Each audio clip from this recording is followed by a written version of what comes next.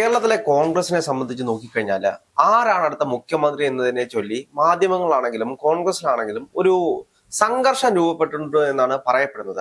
ഇതിന്റെ ഇടയ്ക്ക് കെ.സി. വേണുഗോപാൽ അദ്ദേഹം ദേശീയ തലത്തിൽ ഇപ്പോൾ നിൽക്കുന്ന ഒരു നേതാവാണ്. പക്ഷേ കെ.സി. വേണുഗോപാലിനെതിരെ ഒരു നെഗറ്റീവ് ക്യാമ്പയിനുകൾ പല കോണിൽ നിന്നും സംഭവിക്കുന്നുണ്ട്. അതിന് യഥാർത്ഥ കാരണം എന്തുകൊണ്ടാണ്? അദ്ദേഹം ഒരു മുഖ്യമന്ത്രി സ്ഥാനാർത്ഥി നോക്കുന്നത് കൊണ്ടാണോ? രാഹുലെ, കെ.സി. വേണുഗോപാൽ കേരളത്തിന്റെ മുഖ്യമന്ത്രി സ്ഥാനാർത്ഥിത്വത്തിന് വേണ്ടി മുറവിളി കൂട്ടുന്നുണ്ടോ എന്ന ചോദ്യം അവിടെ നിൽക്കട്ടെ. അതിനൊരു ഉത്തരം പറയേണ്ടത് കെ.സി. വേണുഗോപാൽ തന്നെയാണ്. പക്ഷേ കെ.സി. വേണുഗോപാലിനെതിരെ സോഷ്യൽ മീഡിയയിൽ നടക്കുന്ന വലിയ നെഗറ്റീവ് ക്യാമ്പയിനുകളുണ്ട്.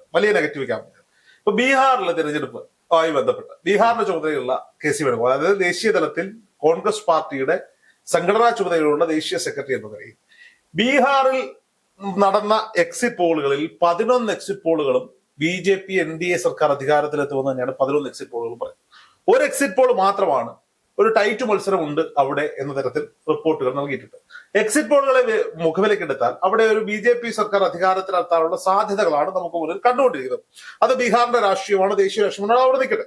പക്ഷെ ബീഹാറിൽ ഇന്ത്യ മുന്നണിക്ക് അധികാരത്തിലേക്ക് എത്താൻ സാധിച്ചില്ലെങ്കിൽ, അല്ലെങ്കിൽ കോൺഗ്രസിന് അവിടെ അധികാരത്തിലേക്ക് എത്താൻ സാധിച്ചില്ല, അല്ലെങ്കിൽ കോൺഗ്രസ് സപ്പോർട്ട് ചെയ്തവർക്കാണ് അധികാരത്തിലേക്ക് എത്താൻ സാധിച്ചില്ല എന്നുണ്ടെങ്കിൽ അവരുടെ ഏറ്റവും വലിയ സോഷ്യൽ മീഡിയ യുദ്ധങ്ങൾ നടക്കാൻ പോകുന്നത് കേരളത്തിലായിരിക്കും എന്നുള്ളതാണ്. അതെന്തുകൊണ്ടാണ്? കേരളത്തിൽ അതിനുവേണ്ടിയുള്ള പടയൊരുക്കങ്ങളൊക്കെ തുടങ്ങിക്കഴിഞ്ഞിരിക്കുന്നു. കെ.സി. വേണുഗോപാലിനെതിരെ ഹേറ്റ് ക്യാമ്പയിനിങ് നടക്കുവാൻ വേണ്ടിയുള്ള പോസ്റ്ററുകളും വീഡിയോകളും വരെ പല നേതാക്കന്മാരുടെയും അണിയറയിൽ ഒരുക്കി വെച്ചിരിക്കുകയാണ്. ഇനി ഇതിനൊക്കെ ഇവർ ഓപ്പറേറ്റ് ചെയ്യുന്നത് നല്ല രസമാണ്. ചില വീഡിയോകളൊക്കെ കാണുമ്പോൾ നമുക്ക് ഭയങ്കര ചിരി വരും. എല്ലാവരും അരിയാഹാരം കഴിക്കാത്തവരാണ് എന്ന തോന്നലുകൾ വരും. അതായത് ഈ രണ്ട് മുട്ടനാടുകളെ തമ്മിലിടിപ്പിച്ചിട്ട് ഇവര് തമ്മിലിടിച്ചു വീഴുമ്പോൾ അതിന്റെ ചോരയും ഇറച്ചിയും ഭക്ഷിക്കാൻ വരുന്ന ചില കുറുക്കന്മാരുടെ കഥകളൊക്കെ നമ്മൾ പഞ്ചതന്ത്രം കഥകളിലൊക്കെ പഠിച്ചിട്ടുണ്ട്. അതേ രീതിയിലാണ് പല ക്യാമ്പയിനുകൾ നടക്കുന്നത്. അതായത് കെ.സി. വേണുഗോപാലിനെതിരെ ക്യാമ്പയിൻ നടത്തുന്നത് V.D. സതീശനാണ് എന്ന് വരുത്തി തീർക്കാൻ V.D. സതീശനെ പുകഴ്ത്തിക്കൊണ്ട് കെ.സി.യെ ഇകഴ്ത്തിക്കൊണ്ടുള്ള ഫേസ്ബുക്ക് പോസ്റ്റുകൾ, വീഡിയോകൾ, യൂട്യൂബ് വീഡിയോകളൊക്കെ ഇപ്പോഴേ രംഗപ്രവേശനം ചെയ്തു കഴിഞ്ഞു.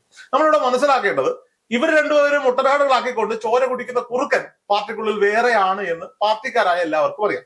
ഇവര് മുന്നോട്ട് വെക്കാൻ പോകുന്ന ആരോപണങ്ങൾ എന്താണ്? ബീഹാറിൽ ഇവിടെ യാതൊരു വിധമായ ചലനവും കെ.സി. വേണുഗോപാലിന്റെ നേതൃത്വത്തിന് ഉണ്ടാക്കാൻ സാധിച്ചില്ല. കെ.സി. വേണുഗോപാൽ കഴിവുകെട്ട നേതാവാണ്. അയാൾ ഇപ്പോൾ കേരളത്തിലെ പൊളിറ്റിക്സിൽ ഇടപെടുന്നത് എന്തിനാണ്? കേരളത്തിലെ പൊളിറ്റിക്സിൽ ഇടപെടുന്നതിലൂടെ അയാൾ ലക്ഷ്യം വെക്കുന്നത് കേരളത്തിന്റെ മുഖ്യമന്ത്രി സ്ഥാനമാണ്.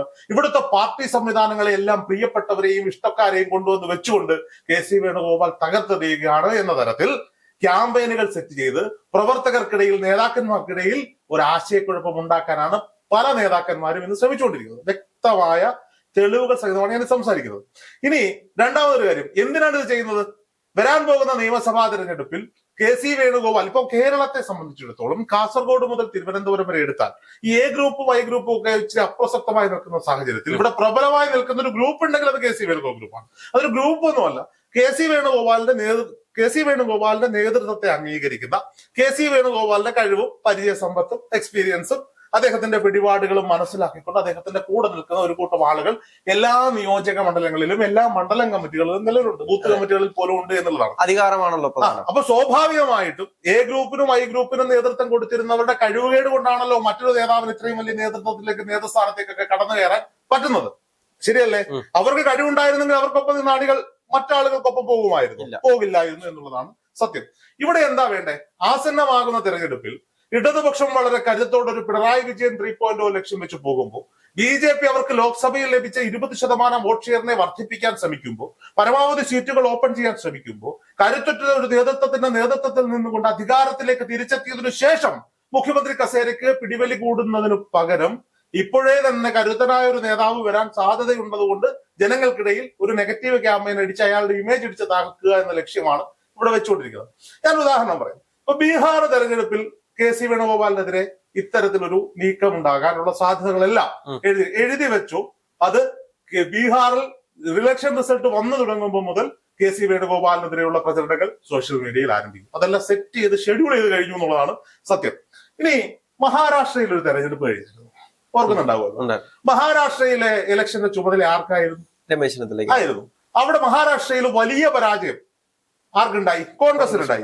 മഹാരാഷ്ട്രയിൽ 132 സീറ്റുകൾ BJPക്കും 56 സീറ്റുകൾ ശിവസേനയ്ക്കും 41 സീറ്റുകൾ NCPക്കും ലഭിച്ചപ്പോൾ കോൺഗ്രസ് പോലെ ഒരു ബൃഹത്തായ പാർട്ടിക്ക് അവിടെ ലഭിച്ചത് വെറും 16 സീറ്റുകളാണ്. അന്ന് ആരെങ്കിലും രമേശ് ചെന്നിത്തലയ്ക്കെതിരെ കേരളത്തിൽ നിന്ന് ഒരു നെഗറ്റീവ് ക്യാമ്പയിൻ ഒരുങ്ങിയോ? ഇല്ല, ഇരിക്കില്ല. അതാണ് ചിലരൊക്കെ തമ്മിലുള്ള വ്യത്യാസം എന്ന് പറയുന്നത്. അപ്പോ സ്വാഭാവികമായിട്ടും കെ.സി. വേണുഗോപാലിനെ അറ്റാക്ക് ചെയ്യാൻ വേണ്ടി ഒരുങ്ങുന്നത് CPM-ൽ നിന്നോ BJP-യിൽ നിന്നോ അല്ല കേരളത്തിൽ. അതിന്റെ കാരണം എന്താണെന്ന് ചോദിച്ചാൽ CPM-നെ സംബന്ധിച്ചിടത്തോളം കോൺഗ്രസ് ആര് മുഖ്യമന്ത്രിയാകുന്നു എന്നുള്ളത് അവരുടെ പ്രശ്നമൊന്നുമല്ല. അവർക്കിപ്പോ അവരുടെ ഭാഗം ക്ലിയർ ആക്കാനുള്ള ഓട്ടത്തിലാണ്. BJP-യെ സംബന്ധിച്ചിടത്തോളം കേരളത്തിൽ പ്രത്യേകിച്ച് ഒന്നും ചെയ്യാനൊന്നുമില്ല. അവർക്ക് അവർ വോട്ട് ഷെയർ വർദ്ധിപ്പിക്കുക, കിട്ടുന്ന സീറ്റുകൾ പിടിച്ചെടുക്കുക എന്ന ലക്ഷ്യം മാത്രമാണ് BJP-ക്ക് മുന്നിലുള്ളത്. BJP-ക്ക് അജണ്ട ഉണ്ട്, ഇല്ലെന്നല്ല. കെ.സി. വേണുഗോപാലിനെ ഒരു അജണ്ടയായിട്ട് കാണുന്നൊന്നുമില്ല. പക്ഷെ കെ.സി. വേണുഗോപാലിന്റെ നേതൃത്വത്തെ എതിർക്കുന്നതാരാ? ഇവിടുത്തെ അണികളല്ല.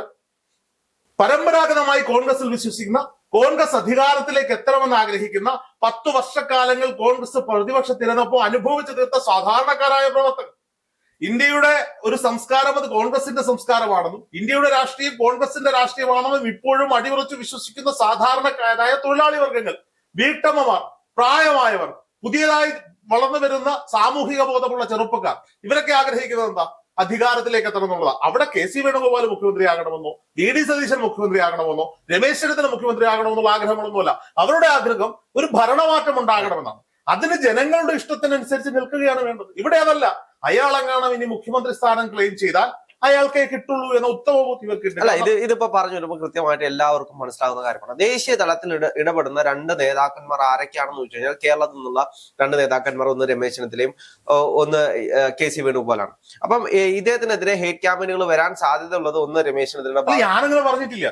ഞാൻ അങ്ങനെയൊന്നും ഒരാളുടെ പേരൊന്നും ക്ലെയിം ചെയ്ത് പറഞ്ഞിട്ടില്ല.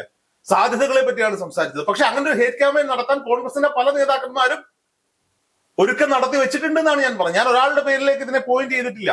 പക്ഷേ വി.ഡി. സതീശന്റെ പേരിലൂടെ ആക്ഷേപം ഉന്നയിച്ചുകൊണ്ട് വി.ഡി. സതീശനെയും കെ.സി. വേണുഗോപാലിനെയും കമ്പയർ ചെയ്തുകൊണ്ട് ഒരു നീക്കം നടക്കുമ്പോൾ സ്വാഭാവികമായും മൂന്നാമത്തെ പ്രമുഖ നേതാവിൽ സംശയത്തിന്റെ നിഴലിൽ നിൽക്കുന്നത് തെറ്റല്ലതാണ്. നോക്കൂ, ഞാൻ ചില കണക്കുകൾ പറയാം. കെ.സി. വേണുഗോപാൽ കഴിവുകെട്ട നേതാവാണ് എന്നാണ് പലരും ആരോപിക്കുന്നത്. 2019 NDA മുന്നണിക്ക് ഉണ്ടായിരുന്ന വോട്ട് ഷെയർ എത്ര സീറ്റുകളായിരുന്നു അറിയാമോ? 2019 360 സീറ്റുകളായിരുന്നു NDAക്ക് ഇന്ത്യ ഭരിക്കുമ്പോൾ ഉണ്ടായിരുന്നത്. ശരിയാണ്. ആ സമയത്തും ഈ പറയപ്പെടുന്ന രാഹുൽ ഗാന്ധിയുടെ നേതൃത്വം തന്നെയാണ്. അതിന് പല കാരണങ്ങളുണ്ട്. ഇവിടെ രാജ്യത്ത് എന്തൊക്കെയോ വലിയ മാറ്റങ്ങൾ സംഭവിക്കാൻ പോകുന്നുവെന്നും മോദിക്കൊരു തുടർഭരണം ഉണ്ടായാൽ കൃത്യമായി വർഗീയത പറഞ്ഞുകൊണ്ട് രാമക്ഷേത്രം അടക്കമുള്ള വിഷയങ്ങളെ ചർച്ചയാക്കിക്കൊണ്ട് വലിയ രീതിയിൽ ഒരു കാവ്യവൽക്കരണ മൂവ്മെന്റ് നടന്നപ്പോൾ അതിന്റെ മുന്നിൽ ഇന്ത്യ മുന്നണിക്ക്, അല്ലെങ്കിൽ അന്ന് ഇന്ത്യ മുന്നണി, അന്ന് UPAക്ക് പിടിച്ചു നിൽക്കാൻ സാധിച്ചില്ല എന്നുള്ളത് വളരെ ശരിയായ ഒരു ഉത്തരമാണ്. എന്നാൽ 2024 വരുമ്പോൾ 360 സീറ്റ് ഉണ്ടായിരുന്ന NDA മുന്നണി എത്ര സീറ്റിലേക്ക് ഒഴുകി? 293 സീറ്റിലേക്ക് ഒതുങ്ങേണ്ടി വന്നു. 63 സീറ്റുകളാണ് അവരുടെ ബൃഹത്തായ ഒരു നേതൃത്വത്തിന് നഷ്ടമായത്, അവരുടെ വർഗീയതയ്ക്ക് മുന്നിൽ നഷ്ടമായത്, അവർ നടത്തിയ കാവ്യവൽക്കരണത്തിന് മുന്നിൽ നഷ്ടമായത്. നമ്മൾ മനസ്സിലാക്കേണ്ടത് അന്നത്തെ പ്രഡിക്ഷൻ ഏകദേശം 350 സീറ്റിന് മുകളിൽ 400 സീറ്റ് അവർ ലക്ഷ്യം വെച്ചേ. അവിടെ നിന്നാണ് അവരെ 293 എന്ന് പറയുന്ന സീറ്റിലേക്ക് കൊണ്ട് കെട്ടാൻ സാധിച്ചത്. അതിന്റെ കാരണം എന്താ? രാഹുൽ ഗാന്ധിയുടെ നേതൃത്വം മോശമായതാണോ? അല്ല, മെച്ചപ്പെട്ടായതുകൊണ്ടാണ്. അവിടുത്തെ ദേശീയ സെക്രട്ടറിയുടെ, ജനറൽ സെക്രട്ടറിയുടെ പ്രവർത്തനം മോശമായതാണ്. ഹൈക്കമാൻഡിന്റെ അല്ലെങ്കിൽ ഈ പറയപ്പെടുന്ന KPCC അടക്കം സ്റ്റേറ്റ് കമ്മിറ്റികളുടെ പ്രവർത്തനങ്ങൾ മോശമായതുകൊണ്ടാണോ? അല്ല, ബൃഹത്തായ പദ്ധതികളിലൂടെ കൃത്യമായി എണ്ണയിട്ട യന്ത്രം പോലെ കോൺഗ്രസ് എന്ന് പറയുന്ന പ്രസ്ഥാനം ഇന്ത്യ മുന്നണിക്കൊപ്പം നിന്നുകൊണ്ട് കൂട്ടായ്മയിലൂടെ നേടിയെടുത്ത വിജയം എന്നല്ല ഞാൻ പറയുന്നത്, മെച്ചപ്പെടലാണ്. ഈ പറയപ്പെടുന്ന 115 സീറ്റുകളാണ് ഇന്ത്യ മുന്നണിക്ക് അധികമായി ലഭിക്കുന്നത്. ഇന്ത്യ മുന്നണിക്ക് 2019 ഉണ്ടായിരുന്നത് 119 സീറ്റാണ്. 234 സീറ്റിലേക്കുള്ള വളർച്ച എന്ന് പറയുന്നത് ചെറുതല്ല. അതിന്റെ കാരണം എന്താ? ഏറ്റവും പ്രധാനപ്പെട്ട കാരണം ഭാരത് ജോഡോ യാത്രയിലൂടെ കന്യാകുമാരി മുതൽ കാശ്മീർ വരെയുള്ള ജനങ്ങളെ ചേർത്ത് പിടിച്ചുകൊണ്ട് രാഹുൽ ഗാന്ധി കാൽനടയായി നടത്തിയ ഒരു യാത്രയാണ്. അയാളിൽ ജനങ്ങൾക്കൊരു വിശ്വാസം ഉണ്ടായതാണ്. പ്രാദേശിക പാർട്ടികൾക്ക് രാഹുൽ ഗാന്ധിയിൽ ഒരു പ്രതീക്ഷ ഉണ്ടായതാണ്. അതിന് ചുക്കാൻ പിടിച്ചത് കെ.സി. വേണുഗോപാലാണെന്നുള്ള കാര്യത്തിൽ ആർക്കും എതിർപ്പൊന്നുമില്ലല്ലോ. അദ്ദേഹത്തിന്റെ ആശയമാണെന്നുള്ള കാര്യത്തിൽ ആർക്കും എതിർപ്പൊന്നുമില്ലല്ലോ. ആ പരിപാടി കൃത്യമായി കോർഡിനേറ്റ് ചെയ്തത് കെ.സി. വേണുഗോപാൽ ആണ് എന്ന കാര്യത്തിൽ ആർക്കും എതിർപ്പൊന്നുമില്ലല്ലോ. അപ്പോ കെ.സി. വേണുഗോപാലിന് ആ സീറ്റ് വളർച്ചയിൽ പങ്കില്ലേ? ഞാൻ കൃത്യമായി ചോദിക്കാം. കെ.സി. വേണുഗോപാലിന്റെ രാഷ്ട്രീയ മികവിനെ ഇകഴ്ത്താൻ എന്താണ് കാരണം? അത് ചോദിക്കണം. എന്താണ് ചില ആളുകൾ ചോദിക്കുകയാണ്, കെ.സി. വേണുഗോപാൽ എന്താ, അയാൾ ദേശീയ രാഷ്ട്രീയത്തെ ശ്രദ്ധിക്കുന്നുണ്ട്. ഇപ്പൊ വോട്ട് ചോരി ക്യാമ്പയിൻ നടക്കുന്നു. കൃത്യമായി രാഹുൽ ഗാന്ധി പേപ്പർ വർക്കുകളുടെ സഹായത്തോടുകൂടി, ഡിജിറ്റൽ മീഡിയാസിന്റെ സഹായത്തോടുകൂടി ജെൻസി കുട്ടികളെ അടക്കം, പരമ്പരാഗത വോട്ടർമാരെ അടക്കം ചേർത്ത് പിടിച്ചുകൊണ്ട് പറഞ്ഞു കൊടുക്കാണ് ഇതാണ് കാരണം, ഇതുകൊണ്ടാണ് നമ്മൾ ഇവിടെയൊക്കെ പരാജയപ്പെട്ടത്. കൃത്യമായി പറയുകയാണ്. ഓർമ്മയുണ്ടാവും ലോക്സഭാ തെരഞ്ഞെടുപ്പിന്റെ റിസൾട്ട് വന്നപ്പോ ആദ്യം ഉണ്ടായ ട്രെൻഡുകൾ നമ്മൾ കണ്ടതാ. അതെ. നിമിഷ നേരം കൊണ്ട് ആ ട്രെൻഡുകൾ മാറിയത്. രാഷ്ട്രപതി ഭവൻ മുതൽ പഞ്ചായത്ത് ഓഫീസ് വരെ അധികാരത്തിന്റെ ദ്രംഷ്ടപ്പല്ലുകൾ ആഴ്ത്തിവെച്ചിരിക്കുന്ന ഒരു സർക്കാർ ഭരിക്കുന്നിടത്താണ് മതേതരത്വം പറഞ്ഞുകൊണ്ട് സാഹോദര്യം പറഞ്ഞുകൊണ്ട് ഒരു പ്രസ്ഥാനം തിരിച്ച് കൈപിടിച്ച് കയറി വരാൻ ശ്രമിക്കുന്നത്. അതിന് നേതൃത്വം കൊടുക്കുന്നവരെ അംഗീകരിക്കാതെ, അതിന് നേതൃത്വം കൊടുക്കുന്നവരെ അവരുടെ നാട്ടിൽ പണിയാൻ ചില നികൃഷ്ട ജീവികൾ ശ്രമിക്കുന്നതിന്റെ ഫലമാണ് നമ്മളിവിടെ കണ്ടുകൊണ്ടിരിക്കുന്നത്. ഇനി മറ്റൊരു വിഷയത്തിലേക്ക് വരാം. കെ സി വേണുഗോപാൽ എന്തിനാണ് കേരള രാഷ്ട്രീയത്തിൽ ശ്രദ്ധിക്കുന്നത്? ഇവർ ചോദിക്കുന്ന ഒരു ചോദ്യമാണ്. അയാൾ ദേശീയ ജനറൽ സെക്രട്ടറി അല്ലേ? ഈ കെ സി വേണുഗോപാലിന്റെ വീട് എവിടെയാ? കണ്ണൂരാണോ? കെ സി വേണുഗോപാൽ SFI കാരനായിരുന്നോ? അല്ല. ABVP കാരനായിരുന്നല്ല. ആരായിരുന്നു? KSU കാരനായിരുന്നു. KSUവിലൂടെ യൂത്ത് കോൺഗ്രസിലൂടെ വളർന്ന കേരളത്തിൽ നിന്ന് വളർന്ന ദേശീയ തലത്തിലേക്ക് പോയ നേതാവാ. അദ്ദേഹത്തിന് കേരളത്തിലെ കാര്യങ്ങൾ ശ്രദ്ധിച്ചൂടെ? കേരളത്തിൽ പാർട്ടി അധികാരത്തിൽ വരണമെന്ന് ആഗ്രഹിച്ചൂടെ? സ്വാഭാവികമായി പ്രവർത്തിച്ചൂടെ? നല്ല നേതാക്കന്മാരെ കണ്ടെത്തി മത്സരിപ്പിച്ചൂടെ?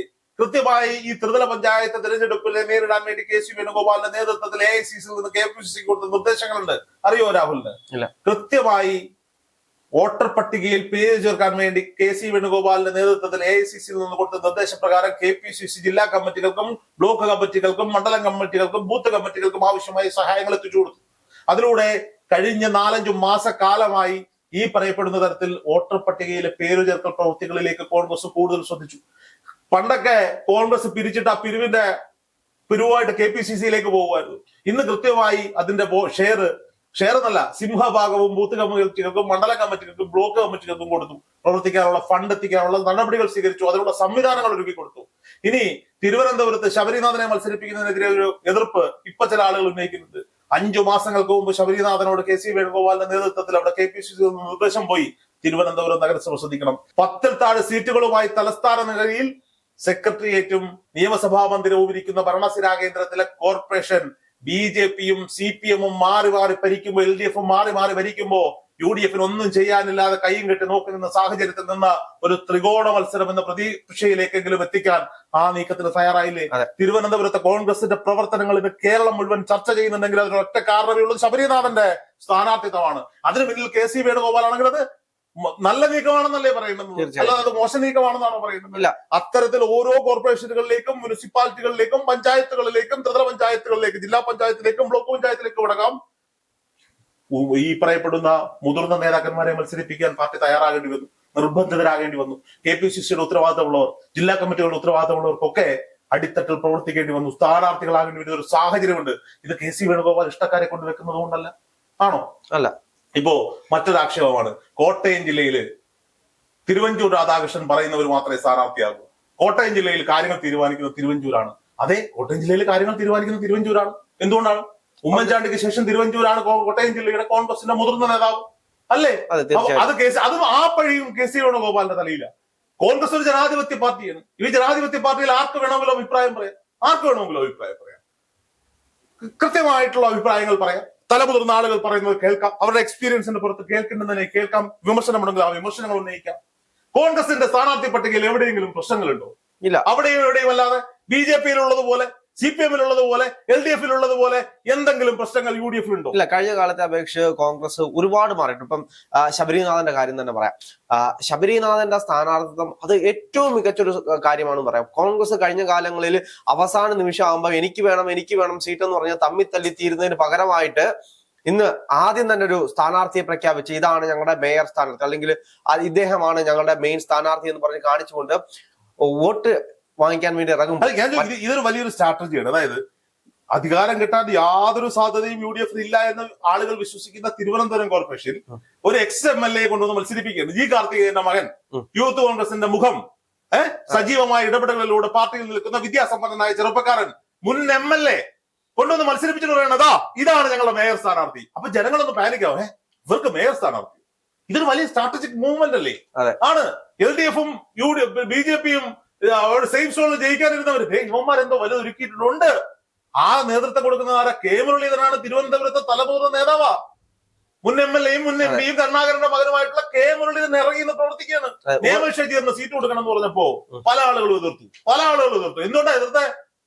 ജാതി മാത്രമൊന്നുമല്ല, രാഹുൽ മാങ്കൂട്ടത്തിനൊപ്പം പോയതിന്റെ പ്രശ്നമാണ് പല ആളുകൾക്കും. അവിടെ കൃത്യമായി നിയമശേഖീകരണ സീറ്റ് കൊടുത്തിട്ട് മുരളീധരൻ പറഞ്ഞെന്താ, പാർട്ടിക്ക് വേണ്ടി അടികൊണ്ട ചെറുപ്പക്കാരനാ, പാർട്ടിക്ക് വേണ്ടി പ്രവർത്തിച്ച ചെറുപ്പക്കാരനാ ഞങ്ങൾ സീറ്റ് കൊടുക്കുന്ന പറഞ്ഞ്. അവിടെ ജാതിയും മതമൊന്നും നോക്കിയില്ല. നായന്മാരുടെ എണ്ണം എത്ര, ഈഴവന്മാരുടെ എണ്ണം എത്ര, ഇസ്ലാം മത വിശ്വാസികളുടെ എണ്ണം എത്ര, ക്രൈസ്തവ മത വിശ്വാസികളുടെ എണ്ണം എത്രയാന്ന് നോക്കിയിട്ടല്ല കൊടുത്തത്. അവൻ നിന്നാണ് അവിടെ ജയിക്കുവോ? അവനൊരു ക്വാളിറ്റി ഉണ്ടോ? ഇത് നോക്കിയിട്ടാണ് പലയിടത്തും സ്ഥാനാർത്ഥി നിർണ്ണയം നടത്തിയിരിക്കുന്നത്. അപ്പൊ സ്വാഭാവികമായും അങ്ങനെ ഒരു നീക്കം കെ സി വേണുഗോപാൽ നടത്തിയെങ്കിൽ, എനിക്കറിയില്ല കെ സി വേണുഗോപാലാണോ നടത്തിയെങ്കിൽ അത് കെ സി വേണുഗോപാലെ കൈയടിച്ച് പ്രോത്സാഹിപ്പിക്കണം എന്നുള്ളതാണ്. ഇവിടെ ആരോടാണ് ഈ കുശുമ്പ് കാണിക്കുന്നത്? ഞാൻ ചോദിക്കട്ടെ, ഇത് ഈ കെ സി വേണുഗോപാലിനെക്കാട്ടെ മുന്നേ സജീവ രാഷ്ട്രീയത്തിൽ, ദേശീയ രാഷ്ട്രീയത്തിൽ പോയ ആളുകളല്ലേ നിങ്ങൾ? നിങ്ങൾക്ക് എന്താ സംഘടനാ ചുമതലയുള്ള ജനറൽ സെക്രട്ടറി ആവാൻ പറ്റാതായി പോയത്? എന്തുകൊണ്ടാണ്? അയാളുടെ കഴിവിനെ തിരിച്ചറിയുന്നു. നോക്കൂ, രാഹുൽ ഗാന്ധിയുടെ മൂവ്മെന്റ്, രാഹുൽ ഗാന്ധി യൂത്ത് കോൺഗ്രസുമായി ബന്ധപ്പെട്ട് യൂത്ത് കോൺഗ്രസ് കൃത്യമായ ജനാധിപത്യം കൊണ്ടുവന്നു. ഒരു സമയത്ത് യൂത്ത് കോൺഗ്രസ് ഉത്തരവാദിത്തം ഉണ്ടായത്. ടാലന്റ് ഹണ്ടിലൂടെ പല ആളുകളെ അവിടെ തെരഞ്ഞെടുക്കപ്പെട്ടു. അത്തരത്തിൽ തിരഞ്ഞെടുക്കപ്പെട്ടപ്പോൾ ഇവിടുത്തെ മുഴുവൻ ദേശീയ തലത്തിലുള്ള പ്രവർത്തനങ്ങളെ വിലയിരുത്തിക്കൊണ്ടാണ് ഏറ്റവും സേഫ് ആയിട്ടുള്ള ഒരാളെ കൊണ്ടുവന്ന് ദേശീയ ജനറൽ സെക്രട്ടറി ആക്കി വെച്ചിരിക്കുന്നത്. ഇനി ഈ അടുത്തിടയിൽ ഉണ്ടായ ഒരു ക്യാമ്പയിനാണ്. ഞാൻ തന്നെ വിചാരിച്ചു സച്ചിൻ പൈലറ്റ് സംഘടനാ ചുമതല, ഞാൻ വിചാരിച്ചത് ഇത് കൃത്യമാണ്. പല ആളുകൾ ഇത് പോസ്റ്റ് ചെയ്തു, പല ആളുകൾ ഇത് ഷെയർ ചെയ്തു. ഞാൻ വെച്ചിട്ട് കെ സി വേണുഗോപാലിനെ കേരളത്തിലേക്ക് അങ്ങനെ മാറ്റാൻ വേണ്ടിയിട്ടായിരിക്കും, പറയുന്ന പോലെ മുഖ്യമന്ത്രി സ്ഥാനാർത്ഥിയാക്കാൻ വേണ്ടിയിട്ടായിരിക്കും. ഭയങ്കര ക്യാമ്പയിനാ. അവസാനം ഇത് കേരളത്തിൽ മാത്രമേ ഈ ക്യാമ്പയിൻ ഉള്ളൂ. സച്ചിൻ പൈലറ്റ് അറിഞ്ഞിട്ടില്ല, രാഹുൽ ഗാന്ധി അറിഞ്ഞിട്ടില്ല. ഈ കേരളത്തിൽ മാത്രം നടക്കുന്ന ഒരു ക്യാമ്പയിൻ. ഞാനിത് ഗൂഗിൾ ചെയ്ത് നോക്കി. ഇതിന് ഹിന്ദി പോസ്റ്റർ ഇല്ല, ഇംഗ്ലീഷ് പോസ്റ്റർ ഇല്ല, തമിഴ് പോസ്റ്റർ ഇല്ല, തെലുങ്ക് പോസ്റ്റർ ഇല്ല, കന്നഡ പോസ്റ്റർ ഇല്ല, ഒന്നുമില്ല, ഗുജറാത്തി പോസ്റ്റർ ഇല്ല, ഇതൊന്നുമില്ല. ആളുള്ളത് മലയാളത്തിൽ സച്ചിൻ പൈലറ്റിന് അഭിവാദ്യങ്ങൾ അർപ്പിച്ചുകൊണ്ടുള്ള പോസ്റ്റർ. അപ്പോ ഇതിന്റെയൊക്കെ ക്യാമ്പയിന്റെ ഒക്കെ ഉറവിടം കേരളമാണെന്ന് കൃത്യമാണെന്ന് ബോധ്യമാണ്. അപ്പൊ ഇത്തരത്തിലുള്ള ക്യാമ്പയിനുകളിലൂടെ ഈ പറയപ്പെടുന്ന ഇവിടെ NDA നടത്തിക്കൊണ്ടിരിക്കുന്ന ഒരു വലിയ മുന്നേറ്റമുണ്ട്. ഈ മുന്നേറ്റത്തിന് അല്പമെങ്കിലും തടയിടാൻ, പിടിച്ചു നിർത്താൻ കെ സി വേണുഗോപാലിനും രാഹുൽ ഗാന്ധിക്ക് സാധിച്ചിട്ടുണ്ട്, AICCക്ക് സാധിച്ചിട്ടുണ്ട്. അത്തരത്തിലുള്ള പ്രവർത്തന മികവിൽ നിൽക്കുന്ന ഒരു മനുഷ്യൻ, അയാളുടെ ജന്മനാടായിരിക്കുന്ന കേരളത്തിൽ അയാൾ ജനപ്രതിനിധിയായത് ഇവിടുന്ന കെ സി വേണുഗോപാൽ ആലപ്പുഴയുടെ MP അല്ലേ? അയാൾ കേരളത്തിലെ രാഷ്ട്രീയം ശ്രദ്ധിക്കുന്നതെന്ന് പറയുന്നത് യുവമാർക്ക് എന്താ അവകാശം? അല്ല, തീർച്ചയായിട്ടും. അല്ല, ഞാൻ ചോദിക്കുന്നത് ഇവരാരാ? ഇവർ സക്സസ് ആയി നിൽക്കുന്നവരാണോ? ഒരിക്കലും അല്ല. കേരള രാഷ്ട്രീയ ചരിത്രത്തിൽ ആദ്യമായി ഒരു മുന്നണിക്ക് തുടർഭരണം ഉണ്ടാക്കി കൊടുത്തവരായി ഇപ്പുറത്തിരിക്കുന്നവര് ആണോ? എത്ര സീറ്റാ ഉള്ളത്? 99 സീറ്റുകൾ ഉണ്ടായിരുന്നു LDF-ന്. ഒരു സീറ്റ് പോയി, TV അൻവർ പോയി. 98 സീറ്റുകൾ വന്നു. ഈ 98 സീറ്റ് വന്നിട്ട് ഇപ്പൊ 41 സീറ്റുകളുമായി നിൽക്കുകയാണ്. 42 സീറ്റുകളുമായിട്ട് നിൽക്കുകയാണ് ഇവിടെ പിന്നെ UDF. ഈ നരകം പിടിച്ച അവസ്ഥയിലേക്ക് ഈ പാർട്ടിയെ കൊണ്ടുപോയവന്മാരാണ് ഇവിടെ ഇരുന്നുകൊണ്ട് പറയുന്നത് കെ സി വേണുഗോപാല് പരാജിതനായ നേതാവാണ്, അയാളുടെ നേതൃത്വം അംഗീകരിക്കാൻ പറ്റില്ല. ഇത് ഞാൻ ചോദിക്കുന്ന ഇതല്ല. പിണറായി വിജയന് തുടർഭരണം കൊടുക്കാതെ ഇവർ അധികാരത്തിൽ ഇരുന്നിട്ട് പിന്നീട് വരുന്ന തെരഞ്ഞെടുപ്പിൽ ഇപ്പോ ആണ് ഈ പറയപ്പെട്ട കെ സി വേണുഗോപാലിയുടെ കാര്യങ്ങളിൽ ഇടപെടുന്നെങ്കിൽ പറയാം. പരാജയപ്പെട്ട് നിൽക്കുന്ന കോൺഗ്രസാ. ആ പരാജയപ്പെട്ട് നിൽക്കുന്ന കോൺഗ്രസിനെ വിജയത്തിലേക്ക് കൈപിടിച്ചു വരുത്താനാണ് കെ സി വേണുഗോപാലിന്റെ നേതൃത്വത്തിൽ ഇത്തരം ഇടപെടലുകൾ ഉണ്ടാകുന്നത്, KPCC നേതൃത്വത്തിൽ ഇടപെടലുകൾ ഉണ്ടാകുന്നത്. അതിന് കൂടെ നിന്ന് കൊടുക്കണം. ആദ്യം അധികാരത്തിലെത്തട്ടെ, എന്നിട്ട് കൂടെ നിൽക്കുന്നവന്റെ കാല് വാരാമെന്ന് ചിന്തിക്കുന്നിടത്ത് കോൺഗ്രസ് വന്നു.